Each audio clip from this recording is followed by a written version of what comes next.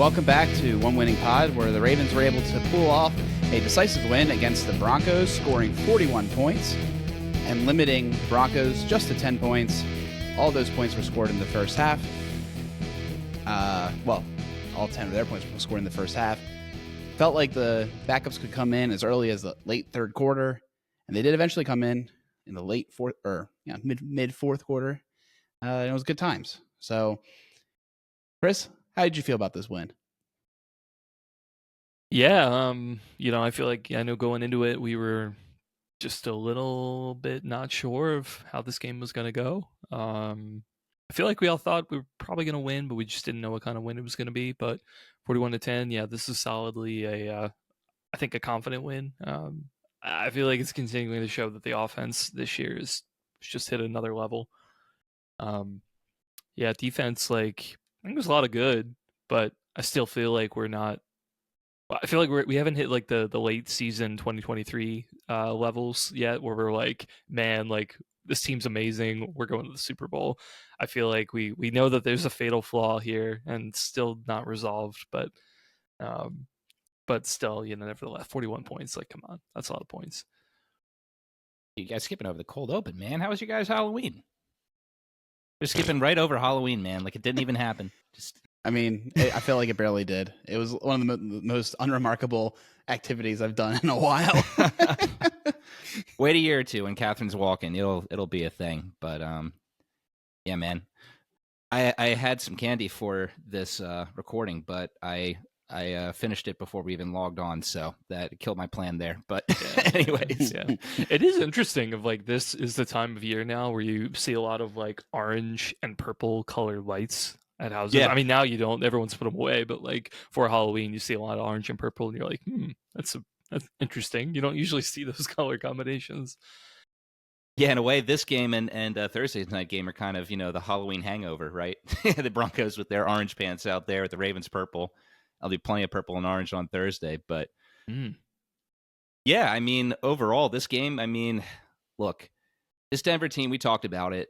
They've had a lot of success. They've overperformed to a lot of people's expectations. I think in a lot of ways, they're kind of what Houston was last year, right? Maybe not quite as good. Time will tell. I think Houston last year was in a bit of a stage like this. Like, you didn't really know if they were going to be a playoff team or not. But yeah, they showed on Sunday they're a tough team. The Ravens got a ton of points, scored the most points that that defense has given up all year, and looked great doing it. Defense came out firing, and they had a fast start. And it's like we said, if you get a fast start against this young Denver team, Bo Nix, while he has a lot of potential, he hasn't had to do that at the NFL level, right? Come back from a multi-score deficit and win a game. So, yeah, the Ravens came out fast in this game and never really had to worry about the Broncos' attack, despite, some efforts that, Nix got loose for some runs. Sutton had over 100 yards. But, overall, this is a game where all three phases did way more good than bad. And, this is what we want to see. And hopefully they can carry this great performance over into this divisional game on Thursday night. Hope so. I mean, if we want to talk about the offense first, just because it's an easier place to start. Perfect passer rating for Lamar, fourth perfect passer rating of his career, tied for the record with Ben Roethlisberger, but Ben was like 34 or 35 when he got that fourth, and Lamar is very much not that old. So looking pretty good. I feel like he was like a drop or two away from a few more too, which feels bad in previous games. So Lamar was just absolutely on fire. Only had to throw 19 times to score 3 touchdowns. And it's hard to think that when he plays that well, the defense could just not, play. You know what I mean? Like it's almost like he will go tit for tat for every score the other team makes. The level he's playing at. Yeah, and I mean the offense now. I mean we've kind of been talking about the last couple of weeks. Like I feel like the efficiency is at an all-time high right now. Like you said, only 19, completions, but I had over 275 passing yards. I feel like now this year, like you both have legit, 1 and 2 targets with Zay and Bateman, which I think really helps. And then obviously it helps to have guys like Andrews and Likely and obviously now Henry to, kind of round out the offense. But the efficiency is off the charts, and like 2-minute offense situations, like just the offense is just way more explosive. They're able to move up and down the field pretty quickly, and just like large chunk plays. I mean, look at that pass to Zay that ended up getting a touchdown in that drive. Like, I mean, that was huge. Yeah, so the offense just so many good things to talk about it this year. But yeah, it's just you're taking the the standard, I think, like efficiency based offense that we've wanted to have the last couple of years, and you're literally just turning it all the way up. It's amazing that we just keep finding more levels for this offense to continue to grow and set new heights. Yeah, definitely. And like, we talked about going into the Cleveland game. Obviously, the Cleveland game was a loss. That was frustrating. But still, the offense performed, decently in that game. Obviously, we needed them to be better, but there were still a lot of things that they were able to do. They were able to put together some drives in the end of that game to put them in at least a position to try and win the game. And then you go up against a Denver defense that has been performing very high in this league, has one of the top pass rushes in the league, is not giving up many points, stifled some really strong offenses in, the league this year, like Tampa Bay, held the Jets to single digits. That's, we're not talking about the same level, but I think that's still notable. That's still less points than the Jets typically have been scoring this year. They only scored 9 points against them. So, I mean, to have the performance that they've had the past 2 weeks has been very encouraging for the rest of this year. And, like we said, they've still got 2 games against Pittsburgh that they've got to play. They've got to play against the Chargers, who have a very strong defense this year. The Giants and Eagles aren't as strong as those two, but they have some units and some things they can do that can really give offenses trouble. So, during the easy stretch where they were playing, Dallas and Buffalo, we're like, okay, this is great, but let's see how they do against the legitimate defenses in this league. These first 2 tries, pretty promising, pretty good, a lot of promise here. Yeah, it's just it's a really great sign. Even when Lamar was only able to practice once, which Jamison Hensley was just absolutely fascinated by. You only practice once, and you got a perfect passer rating. How's that possible? MVP. MP3. I think he is a little beaten up right now. Frankly, I was surprised to see that he was a full participant in practice today and not on the injury report, because it did seem like he might be a little stiffer yesterday, and kind of recovering from some physical games that we've had back to back. But hey, he's still perfect from the pocket, able to elude pass rush even when they're like unblocked. He's able to skip by him. And then one of the things I thought was really remarkable about Lamar, and kind of I feel like I'm not used to seeing, he held the ball for long enough that the people started holding. The defense started holding receivers. I felt that was like a kind of a unique thing, and it happened twice in this game. Pretty big plays. So just doing the little things, man. Lamar is just putting the ball right on the money. And yeah, I just an incredible performance. One that was so remarkable we had to actually talk about it rather than just be like Lamar did Lamar things.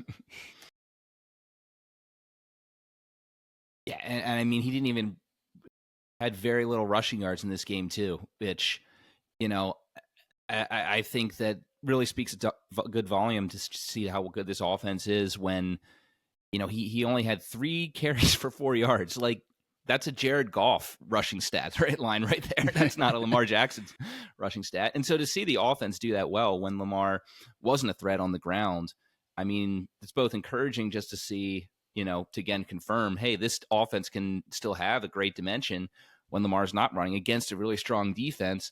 And also, like you're saying, he's beat up. Okay, he only got sacked once in this game. He only ran 3 times. Like, that's a good way to, at least not make it worse, right?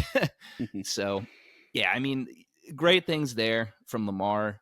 And I think when we're talking about the passing game, in addition to talking about Lamar, we really need to prop up Zay Flowers. What he's been doing this year has kind of gotten lost a bit in the shuffle with everything Lamar is doing in the pursuit of his third MVP, with what Derrick Henry's been doing, leading the league in rushing and just being an absolute force. Zay Flowers, very quietly, is now 5th in the league in receiving yards. And he's doing it on the least amount of receptions in that top 5. He's averaging 14 yards a catch. This is legitimate wide receiver 1 production we're seeing from Zay. Big playability, and just having a ton of success after the catch. And, it goes unnoticed just because of, just what Lamar and Henry are doing. It just kind of takes a back seat. Yeah, it's huge. I think, you're looking at let's see. In the last 5 weeks, 4 games over 100 yards. It was really just the game he was kind of hurt against the Bucks. That you leave that out, but yeah, I mean, the last couple games for him have been really good. Yeah, just continue to be like, just continue to run like tons of parts of the route tree, man. Like, he's so shifty in open space, able to cut up field and get extra yards. Yeah, and just like super reliable. Probably one of the best guys. The best hands on the team. I think onside kick not included in that. I guess we still got to work on that a little bit, but yeah, on the offense though, like, yeah, he's just like I said, just added like another level to this offense. So we really didn't have, like, Hollywood was a good player, real good player, but like I feel like Zay is kind of, I feel like he's already like at the level like above Hollywood. Maybe not stats wise, but like I think he's gonna get there. Nice. I think he's above Hollywood. And it's awesome because ever since Peter said he was going to get over 115 yards to break his regular season record or whatever it was, he missed in Cincinnati, 111. Ooh, tough. Then he had the injury. Then in Washington, he got the 132. 9 targets, 9 catches. Perfect. Another perfect target and catch game, 1 for 1 for 11 yards. That's the game he got hurt. Then 12 targets, 7 catches for 115. So right on that line. And then 6 for 5, 127. Unbelievable, right? 21 yards per target. Stupid. Just like unreal production. And the guy's just out of control. I talked to Jason from Hollywood Films today. I said, dude, I don't know if you remember this conversation, but I do. And it was like either the night before draft night or the day of draft. I said, is Zay Flowers actually this good? Like, because he had him like 11th on his big board, right? I was like, is he actually like that good, or is it just because of need and whatever? He's like, I think he's that good. Now he did tell me, he's like, yeah, I'm like happy about that, but like, don't get me wrong. If he was in this year's draft class, he would have been like behind Neighbors and Harrison and Brian Thomas. But hey, not too bad, right? Like, that's good company to be behind. So I'm thrilled about this acquisition. He's been playing so well, and him and Lamar have a good connection. And he's just fun. I think he's making a step up. It's not just like year 1 to year 2, more familiarity. I think it's his routes are getting better. I think that his suddenness is undeniable. One thing when I was talking to Jason on his show is that he thought Surtain would not follow him because it'd be wasted. He's too fast. Like, he's just like, no one can keep up with him. So why don't put him on Bateman or something? And they didn't, and he didn't keep up with him. So it worked out great. Like, you just can't neutralize this guy. He's unguardable. It's kind of going back to when he was in training camp. Remember all the buzz around him in training camp? It was like, this guy can't be covered. Like, he was just playing out of his mind. Even last year in rookie camp. So yeah, it's so cool. Like, I think we do have a wide receiver 1 now in the Ravens, and he's got that dog in him too. He's just like a fun player to watch. Very scrappy. Yeah, definitely. And I mean, gosh, the 2 touchdowns that he had in this game, finally getting the end zone. I mean, he had the 1 touchdown against Vegas and just hadn't gotten to the end zone since. It was just trust between quarterback and receiver. That first one, just Lamar just patiently stepping up in the pocket, rolling out, and just waiting for Zay to get there in the corner of the end zone and beat his guy. And he got it there. And then, gosh, I mean, the second touchdown he had, that just looked like it was going to be a big completion. But then, Zay was able to take it the last, 35 yards or whatever, to get past those defenders and into the end zone. I don't know about you guys, but when I saw that play, I did not think that was going to be a touchdown. But then, Zay did that magic that we're seeing he's able to do. And man, that touchdown was an absolute beauty. Yeah, the angle that we had too, I definitely didn't see it. Got a good block from Bateman on that one as well. I think a lot of people are giving him praises on that one. But yeah, no, just incredible play. And like we're saying too, every week in, week out, we can talk about Lamar, we can talk about Henry. But yeah, Zay feels like he's kind of like a distant third on this offense. But yeah, definitely his contributions are huge, and honestly trending up. So yeah, man, like I was saying earlier about just we keep finding the ceiling is a little bit higher every week for this offense. Man, it just it really does feel super special. Yeah, it's crazy. And it really changes the way I think the team approaches game planning. If you know that the offense can score like this, I think it does change the way that you even consider playing defense, the kind of packages you want to play on defense. All those things kind of change a bit. So I'm excited to see how this team can continue to evolve, leaning on this historic offense. One thing I also wanted to bring up as well is just Justice Hill being him. That wheel route was so well done. I loved the press conference with Lamar today. The last question was asking him, hey, you motioned Hill back and forth. Did you know where you're going with the ball beforehand? Did you know that the route would be open? And he kind of just looked at him with a smirk and said, I'll just say that before the snap, I had a good idea of where I was going with the ball or something like that. Just based on how the defense was reacting to the motion.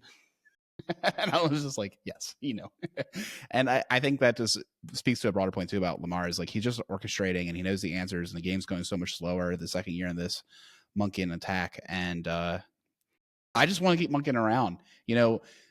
Look at what Detroit's doing. The only other team that's at this super high level, I feel like. KC is in a weird class. I don't know what to think about KC. Well, I'll have more thoughts on KC after tonight, maybe. But yeah, they had this continuity with. I mean, even KC though has it too. The continuity of play caller, right? Year over year, Brian Johnson, that other guy, Mr. Hamburger. Well, I mean, Andy Reid has a huge, huge fingerprint on what they do there as well. Yeah. Whoever's so it's just coordinator. That continuity is huge. And then we're even seeing it on the defense. We lost continuity, and you see what's going on there. So, yeah, shout out to Monken too for keeping up that continuity.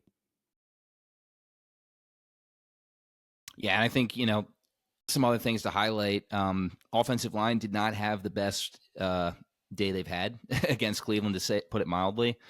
Bounce back here. It certainly bounced back. Lamar, like I said earlier, only got sacked once, and this was a team that coming into this game was second in the league in sacks. It was the defense that was really getting after the quarterback.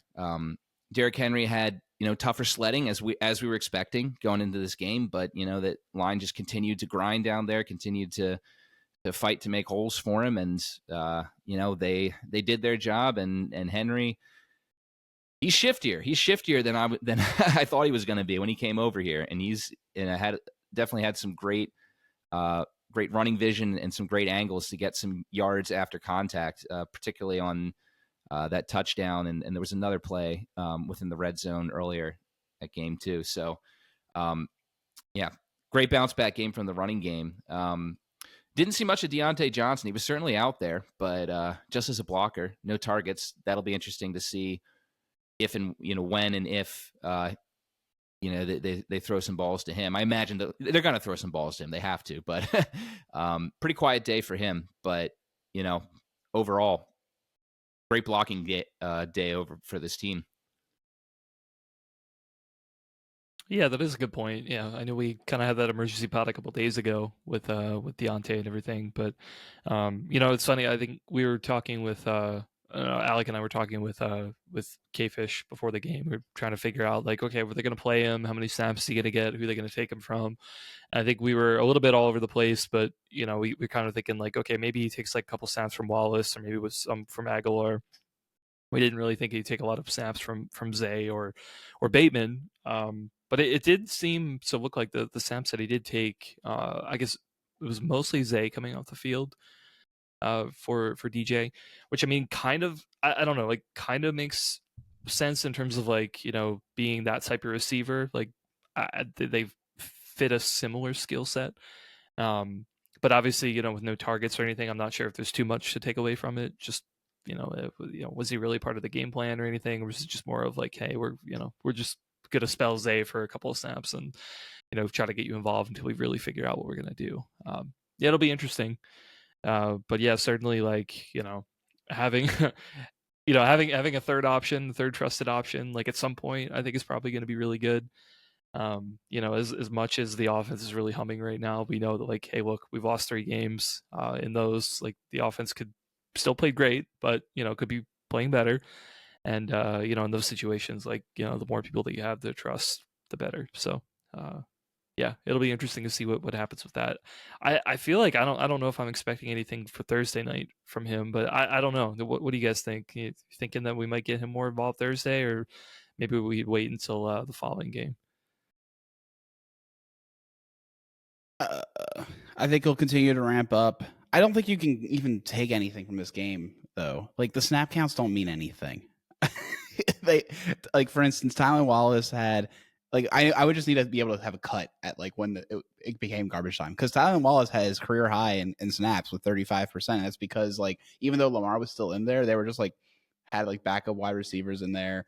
I mean, even Tez Walker made an appearance before it was totally, garbage time. So like they were just doing some stuff. Like they knew they were ahead and they started kind of preemptively playing different guys early before they took out Lamar and took out the line, So I don't know. It is just it's a hard game to gather much from. I think he'll get maybe 20 to 25 is the upper bound. So maybe a little bit of an uptick, but not anything too crazy. And I also think like he probably is just going to live there. I don't know if he's going to get too much higher than that unless there's an injury.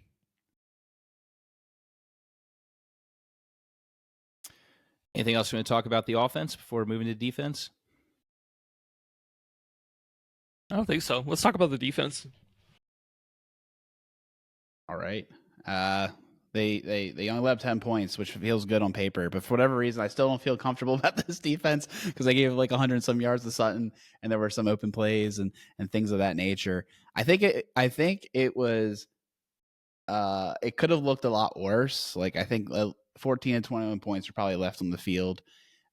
We still probably win comfortably because the offense was humming, but Bo Nix missed some plays that were sure touchdowns. They were going for it on 4th down, which I thought was great for them. Like they had to be aggressive. They knew what the game plan was. And yeah, I think the defense for me just left a little bit, still a little bit to be desired, but I don't know. I think the only way they can make me feel happy at this point is if they limit like under 20 points from Cincy on Thursday, right? Like that's like I need to see it against like better offense than Bo Nix's and like the ragtag team of wide receivers that they have and things of that nature. Yeah, I mean, I agree with you. It's kind of hard to judge what was real improvement made because, like you said, there were some throws he missed. He had that touchdown to Franklin there, where Franklin was able to get a move on Millette, and there was no help at all in the end zone. All out blitz once again on 4th down. So that, in all likelihood, should have been a touchdown. But I think at the same time, you got to give the Broncos offense some credit. I mean, it's not like they were bad. It was Nix is a guy. He looks like he's got talent, man. I think he's going to be on the path to being a decent quarterback in this league. I don't know what his ceiling is, but I think his ceiling is higher than like say a Kenny Pickett or a what's his face, Mac Jones. He's a real quarterback. He's limited in what he can do right now, but he's got fight. pretty mobile too. That was interesting to see. Like I had seen on TV that he'd been, able to run, but he looked faster in real life than on TV. That was interesting. But Yeah, I said the same thing. He always looked like a step faster than you thought he could be. Yeah. He was just a little bit faster than the guy that he was run away from, and it was kind of impressive. Not gonna lie. Yeah, but the Broncos, they're young, they're feisty, they've got talent, but they're young, and they made mistakes that young offenses make. And our defense made less mistakes. That's really what this came down to. I agree. I don't know how much we can learn, but it was good to see positives. I think it was really good. John Harbaugh was really fired up in the post-game presser about the fact that they got the interception on the first drive. I think that set the whole tone for the defense, with that being such a problem against Cleveland. So that was huge to see that. Big momentum, even though the Ravens weren't able to score with that. We saw Marcus Williams is back in the starting lineup. Eddie Jackson wasn't even active. Williams didn't get targeted terribly much, but I think he played fine from the snaps I was able to watch. Had a good run stuff on the first play of the game. I believe that was him. It was. And there's still problems with his defense. They did well against a young offense. I agree with you. Let's see what they do against Cincinnati in the rematch. Yeah, before you go, Chris, I just want to say I felt the same way. So, Marcus Williams has that, tackle for loss or, stop, 1 yard gain or whatever on that run play, the first play of the game. And it's like, 32, he's back. And then there's a deflection from Lil Jordan Humphrey. And then Adarius catches it. And then it's like, we're so back. Snake hands are over. We've got a defense now. And then the offense does nothing, right? But that first possession, and you're like, come on. Like the defense is alive and the offense can't finish. And that I think kind of is what bothered me is like, that was the big play.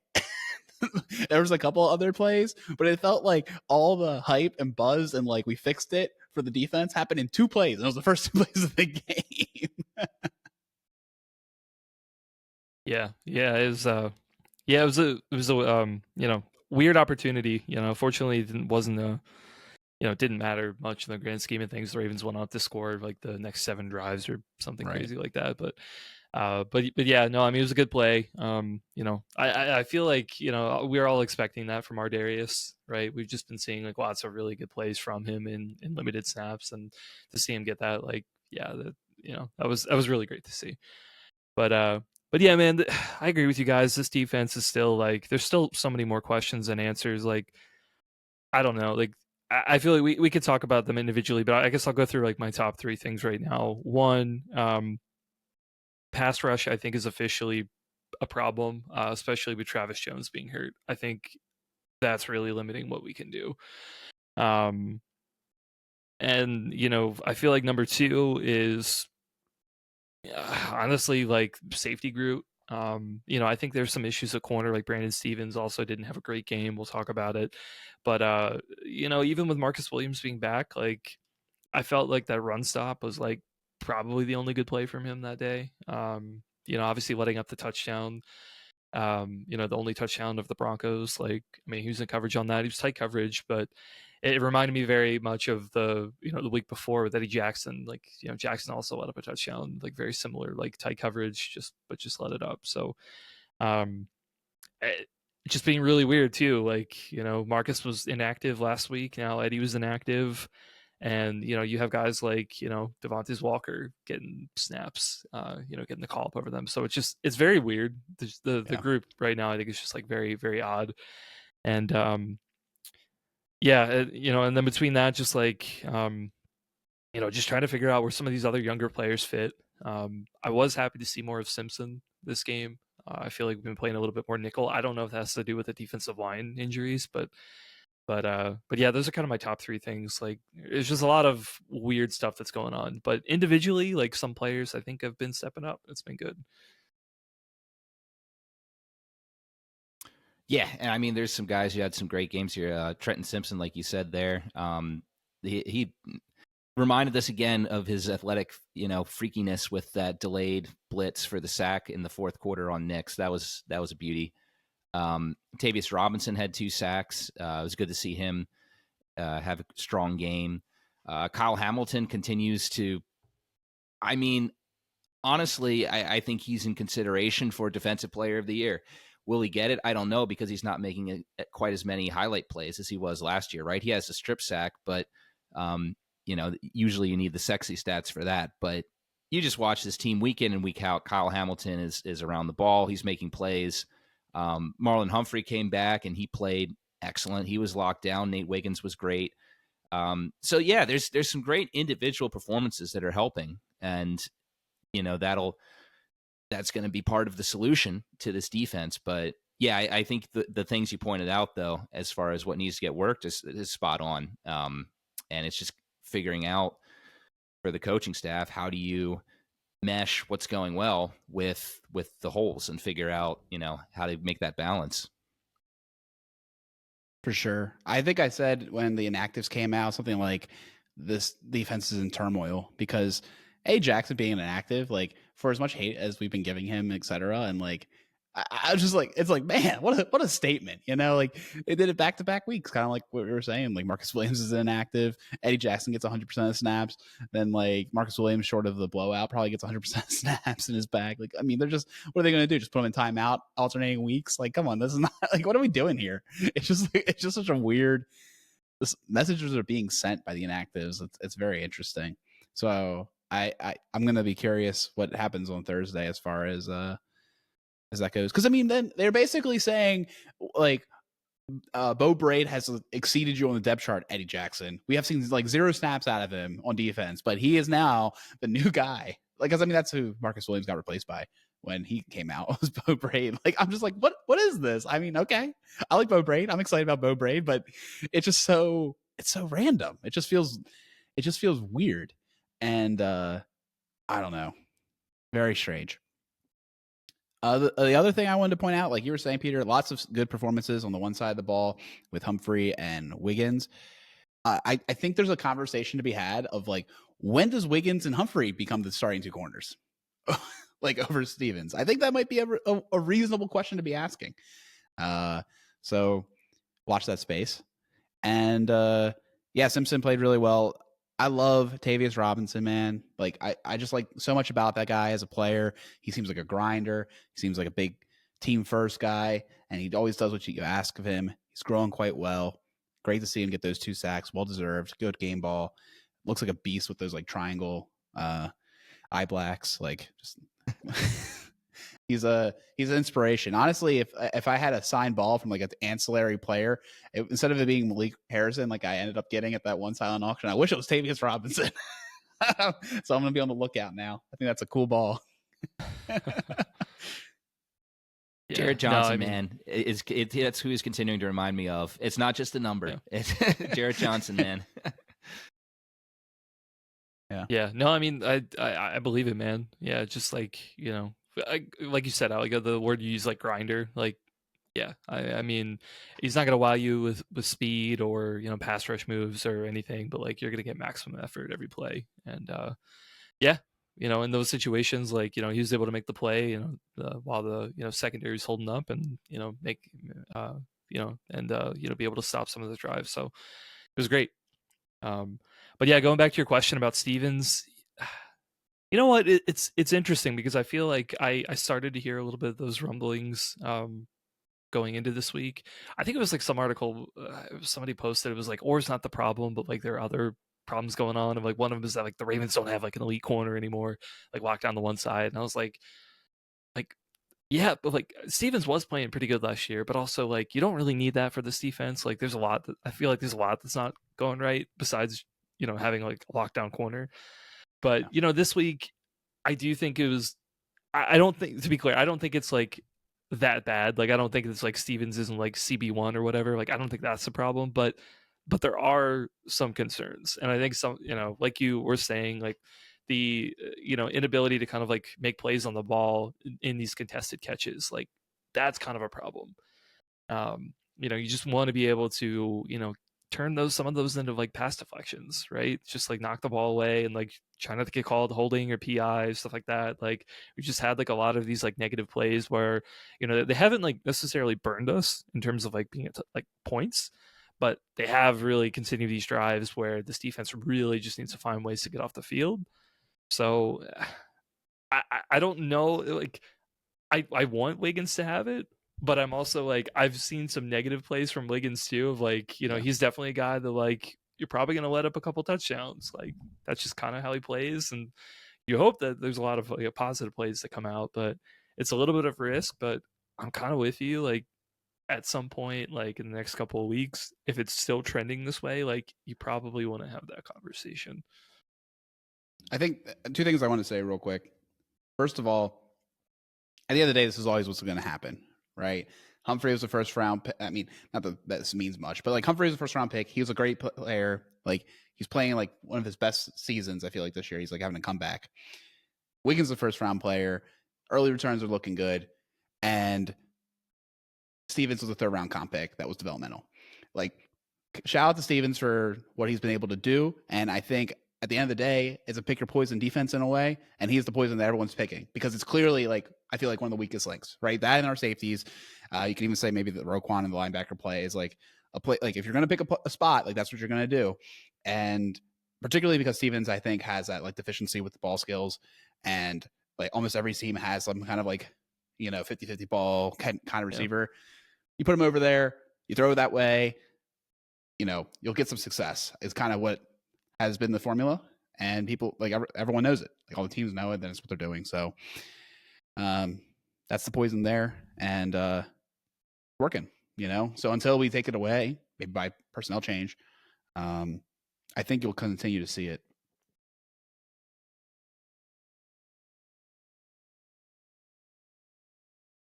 I think we should start trying to wrap up. We'll talk special teams real fast.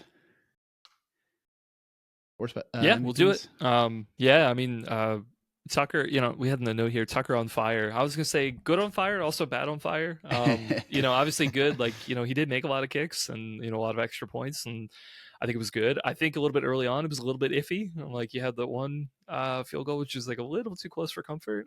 But I think the accuracy got a little bit stronger as the game went on. I don't know. Like I think he's back ? But I'm not like 2021 like Tucker can do no wrong like confident. Like I'm not at that level yet, but I do think he's trending up a little bit. And Stout with a good day as well. Has some really great punts. Be able to back those guys up. And that one punt later in the game where it took the refs forever to be able to sort out. That was actually a really good punt. I think you feel like he like outkicked the coverage a little bit, but it ended up having a re-kick anyway, so no big deal. But yeah, I feel like special teams I think was pretty good. I think this game. Yeah, I think that they did well. I did, I got to the game early. I got my seats early. It's my son's first time going to a real game. He was excited to be in the stadium. He had a great time at the game, except for the actual game itself. I think he loved, the stadium and everything quite a bit. But corgi races were a big hit. But we were watching Tucker warm up, and from what I saw, I caught his warm ups late. Didn't make the first 60-yarder he attempted, but started doing some like leg shakes or something and then drilled the next one. So it's warm-ups, who knows? But yeah, I agree. I mean, Tucker, you continue to have faith in the guy because you know that he can make those clutch kicks. But we've seen too many misses this year. So an interesting one. MVPs? I think so. I'll do Derrick Henry for no other reason than he was limited to 25 yards. The rushing record seemed in turmoil. The Denver Broncos said we were going to try to stop the run. That's going to be our first choice. And then they got passed all over, and they're like, I guess we'll try to stop the pass, and neither worked, right? And then the run just immediately happened, and he got it over 100 yards. The streak continues. The Fangio line was passed, and he got 2 touchdowns too, which it's like death, taxes, and touchdowns for Henry at this point. I'm going to go right along that same route. Got to give it to the big guy, Pat Ricard. He's been as much a reason as anyone that Henry's been having his big year. He got his touchdown grab. Lamar was really excited in the post-game presser that they got Pat that touchdown. It's quite clear that the guys appreciate what he does. That unsung hero role there. Give some love to Big Pat Ricard. All right. I guess I go defense. I'll go Simpson. Why not? 6 for 2 tackles, 1 sack, a couple tackles for loss. Yeah, just overall, continuing to trend up. We talked about a little bit of just, I feel like this defense is, still trying to figure itself out. But I felt this game in particular, they were playing a lot more of the, base nickel, trying to get him on the field. And, I feel like he's going through a couple growing pains. But honestly, each week, I'm feeling more confident to have him out there. So thought he had a great game. Awesome. Well, quick turnaround for the team. They already had practice. They already had their midweek presser essentially. And we had a Thursday night opponent wearing the new helmets. Very important against divisional rival Cincinnati Bengals. And to talk about, we got Justin on the show. Welcome back, Justin. Hey guys, let me unmute my mic. Good to be back. It's only been 4 or 5 weeks, I think. A month and a half, maybe. Yeah, not too long. The NFL season just flies by. It's a turn of fortunes a bit since our last meeting. Bengals are trying to claw their way back. Yeah, so what would you say has been different since the last time we talked? You have a couple more wins, obviously, and you feel like you guys are going to make a run now, or how's the fan base feeling? It's like if the run starts, it's going to be this week or not at all. There's really, I think I felt last time we played that it was going to be kind of a hole if we lost, but it was still early enough. But this time it's now it's probably just too far. You can maybe wiggle your way into a 7-seed wild card, but you're not going to be competitive. But on the other hand, if we play as well as we did the last game, which it was, both teams I thought played just lights out for the most part. That was what a AFC Championship preview looked like. I feel like, so if the Bengals come out on the other side of that, play that well against a well-matched team again, but win, and then the rest of the schedule, there's the Steelers twice, but the Steelers I don't feel are as good as their record is. That's that you could just say in a year. I was gonna say it was like the meme with Arnold and the other Predator and everything. All AFC North teams shitting on the Steelers. Yeah, just they can get that first round bye and go out again. And the Chargers coming up, which just got flexed into the primetime position Sunday night.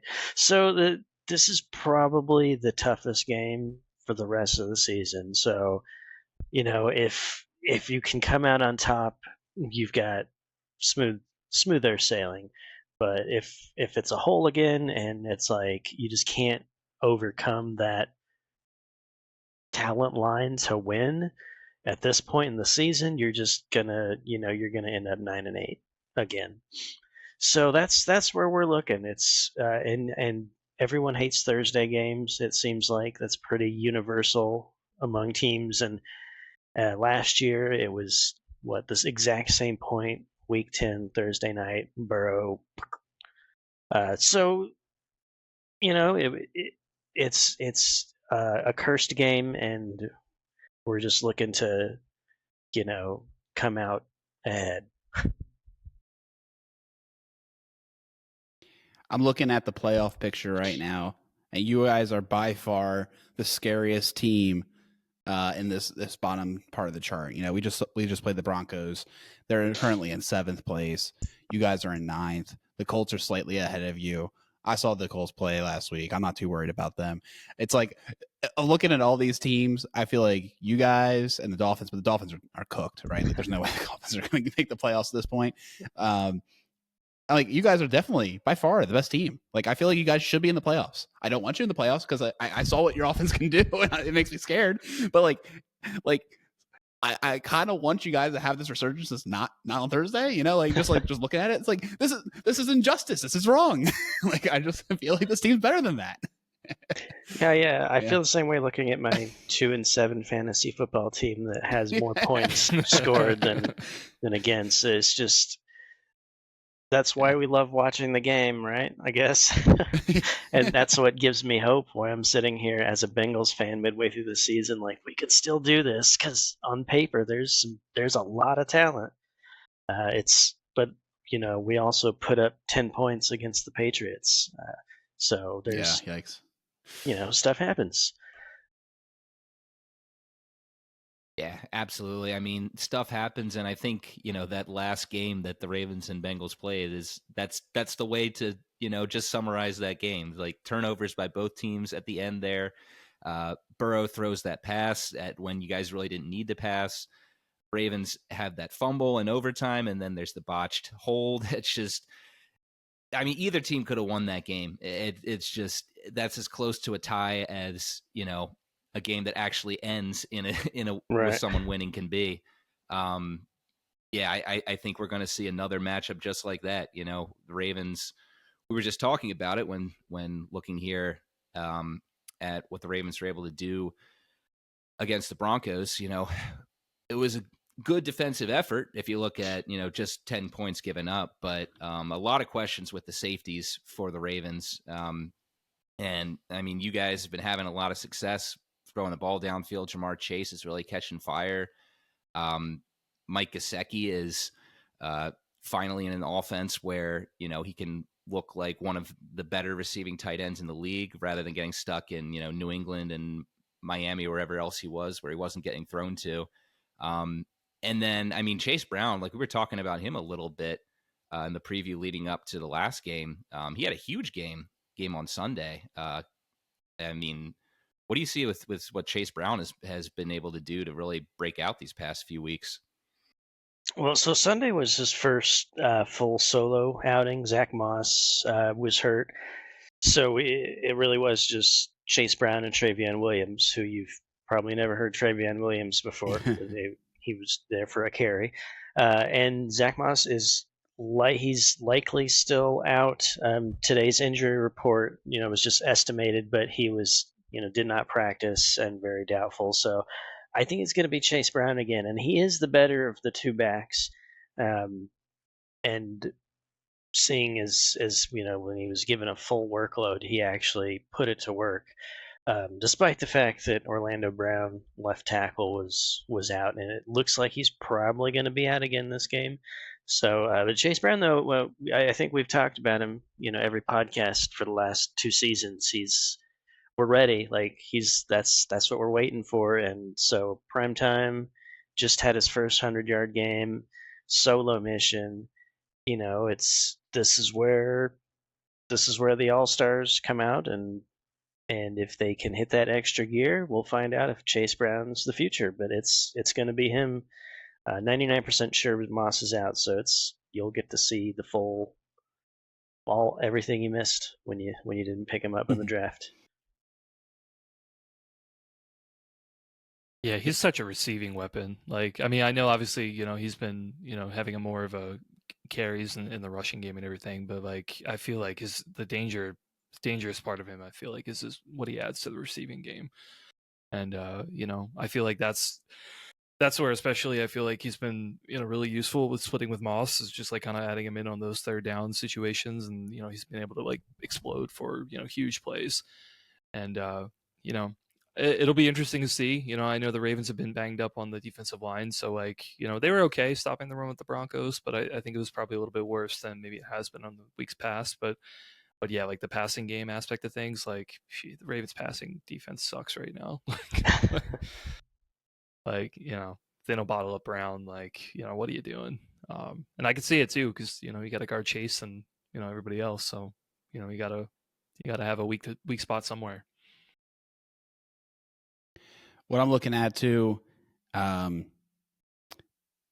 find it funny. Like Eric All, he tore his ACL, which is kind of awful. He was on the ascendancy, did not practice. You don't say.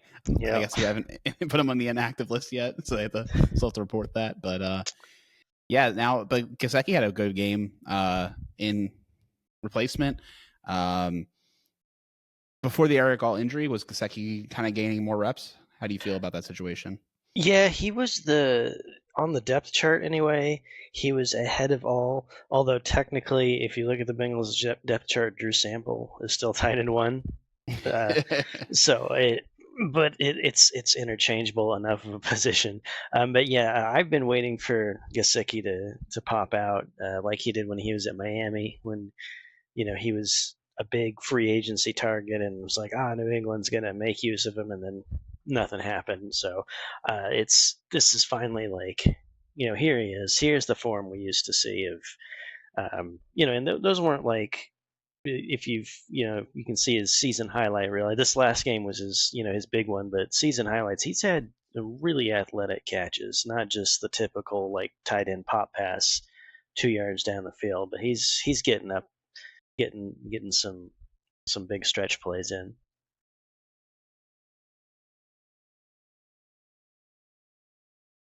Yeah, I mean, I think that it's great to see him getting there. It's good to see good players get a situation where they can be good. It was very confusing to me these past couple of years. He's coming up in Miami and then just falls off the face of the earth, and it didn't make sense. But yeah, you see that he's finally got in a situation again where he's making big plays, and you can see he still got it. It was just bad schemes. So I guess also looking at pass catchers, T. Higgins is once again on the injury report for you guys. Didn't play this past week. I'm pretty sure he didn't play the week before either. Do you think they're gonna? Is there any chance he plays Thursday night, or is it gonna be, There's a chance, and I could see it being more motivation for him to play. This injury though,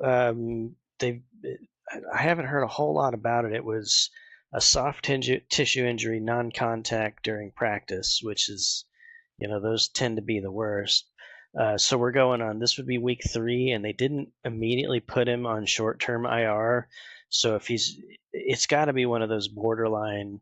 Let's see how it works out. The other, the drawback of a Thursday game is I would lean towards he's probably going to be out just for safety's sake. But I've been wrong before. T. Higgins is kind of like paper mache lately. Like, it's kind of sad. He's had a really hard time staying on the field. And like you said, soft tissue injury in practice. It's a tough blow. And we know how much more dynamic the offense is when he's around, just a big threat. And, for it to be a contract year for him as well, pretty big bummer that he's unable to get out there. Yeah. But we do have Yoshivas, who's been stepping up in that 3, taking over the 2 role. He had 1 touchdown this past week. I don't think he had any touchdowns the first matchup. He had some good catches though, but no scores. But he's, without T there, he's going to be looking to be that prime little slot receiver. I know you've got a history with guys like Tyler Boyd. Here he comes. That's his. This is his new job. So I'm not super worried about missing T, because it's, like you said, this season, the first couple weeks he was out, missed half a game. Now on another, 3 game stretch. So there's enough waiting in the wings. Switching gears to the defensive side of the ball, you guys did give up 37 points to the Eagles, but outside of that game, since playing the Ravens, 7 points to the Giants, 14 to the Browns. Raiders did score 24, but some of that was after the game was already decided. So, weight that as you will. Have you seen a change in this defense, or was that just a matter of, okay, Giants, Raiders, not the top offensives in the league, not like, Ravens or Chiefs? Yeah, it's kind of it's a matter of the defense playing really well against the teams they're supposed to play well against, but then just getting beat on those ones where you're like, it's a 50-50 ball and they're just coming up on the wrong end. every time. And yeah, as you mentioned, the Raiders had a garbage time touchdown, literally 10 seconds or give or take left when they hucked it in. The Browns, Jameis Winston came in as the emergency third. Got a touchdown with a minute left. So there's garbage was, and I'm probably more high on the Eagles than most people. Giving up 37 points to Jalen Hurts and Saquon Barkley, it's not like you just got run over by some unknowns. It it sucks, but it's not like a bad defense playing bad. It was a good defense just getting outmatched that night. The big difference, though, compared to some of those games early on, has been the return of the defensive line. Chris Jenkins, back from injury. He was top rookie, out with a thumb injury. He's back. He had a sack this last week. Sheldon Rankins, B.J. Hill. Sheldon Rankins is back. B.J. Hill's a maybe. The two nose tackles up front, which kind of need somebody big against Derrick Henry. And then Trey Hendrickson is finally, waking up. The first few weeks of the season, he was real slow on the stats page, but then he comes out and has 4 sacks against the Raiders. Pretty impressive sacks at that. So the front line waking up and getting players back to healthy has been the big difference, because it takes away a lot of the ability of the offenses to just start wearing down the clock once they were to get ahead. The weakness is still the secondary. Geno Stone, for what it's worth, seems like you guys dodged a bullet. He's had 1 pick all year. He's serviceable for that role. Like, he's very middling, but compared to the contract, the anticipation of the big free agency splash, it's just like, eh. So the secondary is like the great definition of mediocre. Like, you're not gonna completely blow it, but you need someone better if you're gonna take it to the next level. Linebacking core still great. Logan Wilson, had another big couple fumble recoveries this last week. Jermaine Pratt. That's like finally not having to worry about linebackers is, that was like the opposite of the Marvin Lewis era, where it was, by this point in the season, you're down to your 5th or 6th linebacker.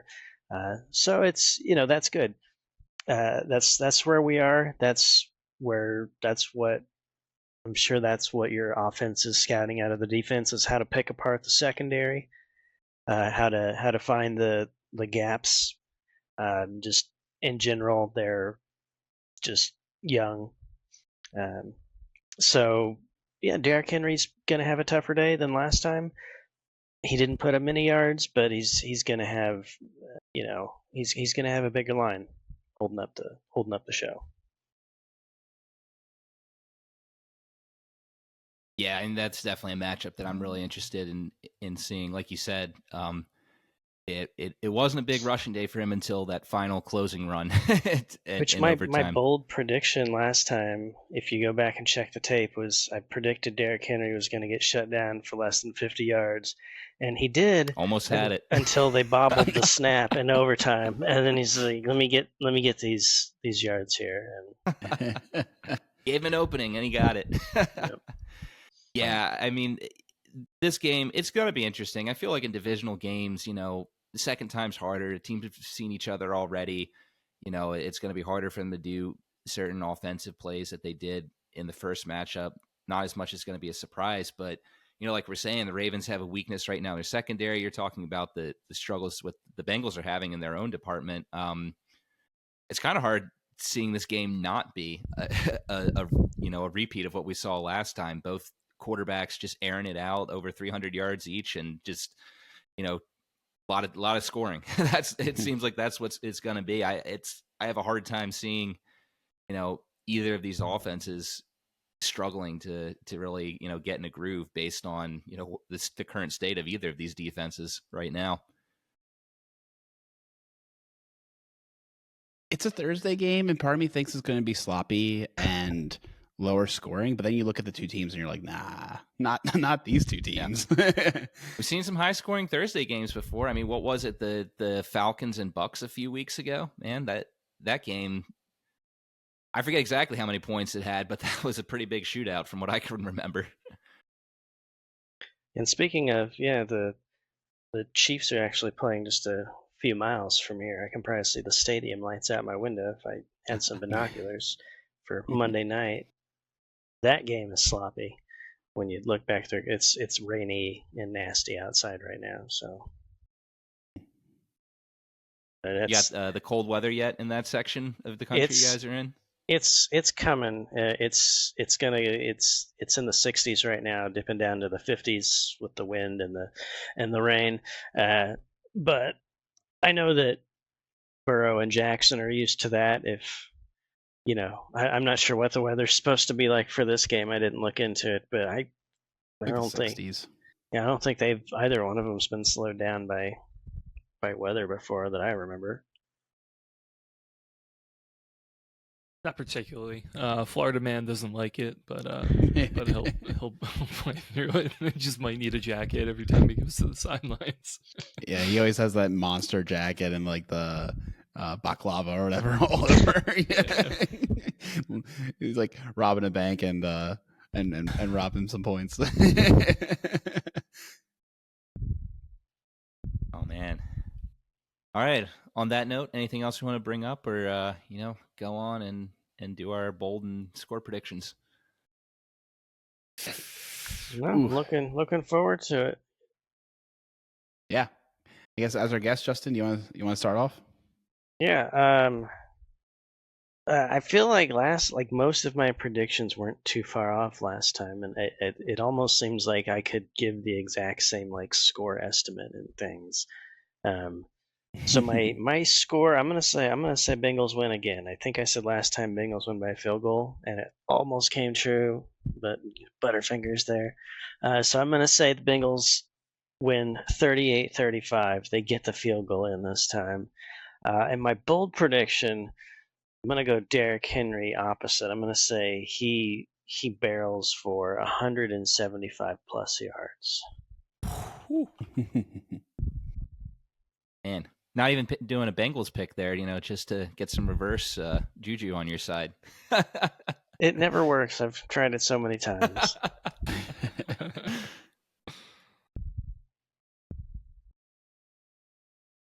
I'll go ahead. I'll give one. To throw a wrench in your plan here, Justin, we didn't actually talk about it, but so we're debating on whether we're going to hear back if Keaton Mitchell, second-year player last year, is activated from the PUP, right? So he's still in the 21-day practice window, but we're leaning toward he might be playing this week. I'm going to say that he gets at least 50 yards. That might actually cut into some of Henry's snaps, just because he had a lot of snaps the game against the Broncos. So I'm going to say he gets 50 yards. And, I feel like it's hard it normally is hard for me to pick against the Ravens, but it is a Thursday night game at home. We've had a couple of those against the Bengals. I'm gonna pick the Ravens. The only thing I don't really feel good about is just the Ravens defense right now. I mean, I feel like it's probably really similar to the Bengals. You've got a lot of good individual talent, but they're not putting it together right now. But all that being said, I'm still going to pick them. I think the offense is still going to roll. I think it's going to be okay. And if Keaton comes back and if he looks anywhere close to where he was last year, then I think we'll be okay. I'll say 28, 23 Ravens.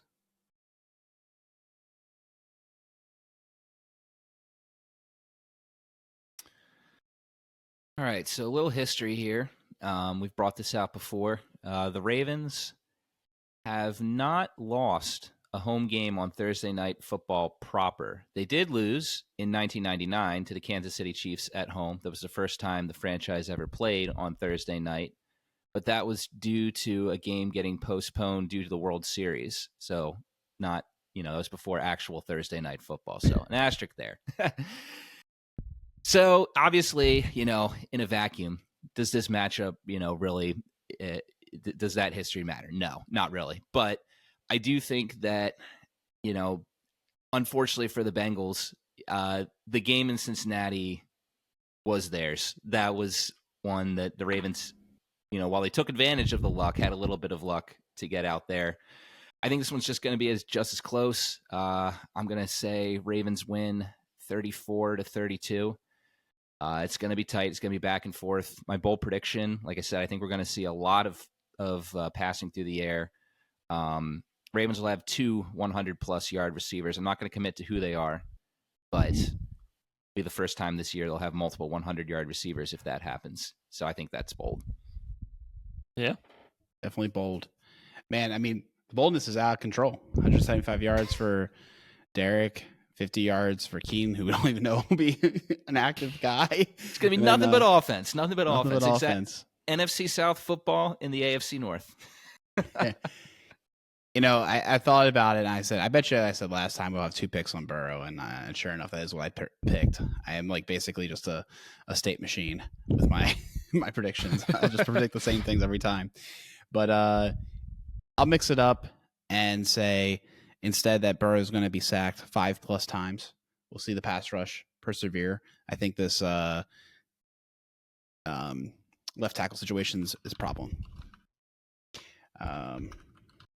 And then for the score, the Ravens are favored by 6 points, which feels like a lot.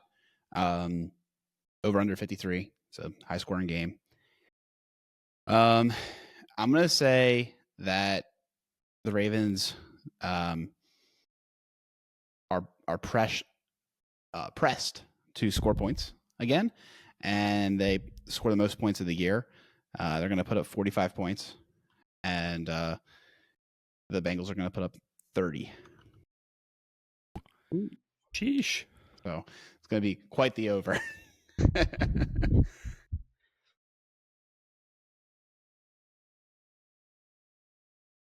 Our fantasy teams are going to love that. Right. I'm assuming, Justin, you probably have a lot of Bengals on your mini teams as well. Oh no, of course not. It's like the curse. I did take Jamar Chase though, because the main link that I'm in, our team theme, we pick a theme every year, is 1990s action movies. And so I went with Jamar Troopers. If anyone's ever seen Starship Troopers, Love it. That's awesome. So I had to pluck him in the draft, and it's been fine. But anyone else That's would be amazing. cursed. That's amazing. Yeah, he's been playing quite well. Alec, is that a film you've seen? I have. Yeah, thank you. Although I think the Nice. song by Yes is far better. Justin, I don't know if Really? we have a Man. running gag because often movie references go over Alec's head. We found that his movie knowledge is lacking quite a bit, but apparently this is one that he has seen. That's a classic, sorry. a true classic. Yeah, I'm sorry to disappoint everybody so very thoroughly with my. No, lack of movie I'm knowledge. thrilled. I'm thrilled that we brought up a movie and you've seen it. Yeah. Least I could do. Well, Justin, You thanks still so need to much. watch Galaxy Quest though. Oh yeah, I have like a long list of movies I need to watch. Do you guys have them? Do you have these DVDs or something so I can watch them, or do I have to go buy? You get anything DVDs? on streaming these days, man. Yeah, I don't know. YouTube Airplanes, has a trains, or whatever is on surprisingly streaming. large selection of free movies that they get every month. Like just kind of like Pluto TV, they have their own stuff. So if you're Yeah. bored, just Galaxy Quest be is on on there there. sometimes. Maybe that'll be like I don't know, if you're not doing anything by week or something. Come over, Peter. Now come over. We'll put on Yeah. Galaxy Quest. And I can rent the what do you call it? Maybe from the library or something. Although the bye week is Catherine's birthday party. Remember, Rachel was very adamant that we had to have After she a goes to party sleep, on- dude. I just looked up on YouTube right now. It's free with ads. There we go. There you go. All right, There you all right, all right. Noted. I've been owned once again. Well, Justin, thank you so much for joining the show and giving us some insights on this team. Big divisional game, and wish you guys all the best. Yeah, always the best game of the year for the most part. So looking forward to it. Nice. Yeah, one of these days, man, I feel like we're gonna have to get you out here. Come to a game with us. I think that'd be really fun. I have no idea what your schedule or life is. My sister lives in New Jersey, which is not close to Baltimore, but it's like coastal, like out there. So, You're like, it gets me in the vicinity. Yeah, it's been a distance. Yeah. One of these days, man, you've been on the show enough. I feel like we gotta give you something in return. I think probably definitely not YouTube followers. Yeah, I think going to a Bengals game there in Baltimore would be cool. I definitely would want to do that sometime. So we'll have to do a suite or something, right? That's. Oh, I think Chris was offering his spare ticket. I mean. I don't know. Hey, they're building out the new ones, right? Yeah. Just not the field level seats. That's probably not worth it. Yeah. Probably not. Right on. Well, with that, we'll wrap it up. Guys, if you're listening to this, it's probably Tuesday. You probably should go vote. So consider that. And if you want to find us on Twitter, you can find us at OneWinningPod, Threads at OneWinningPod.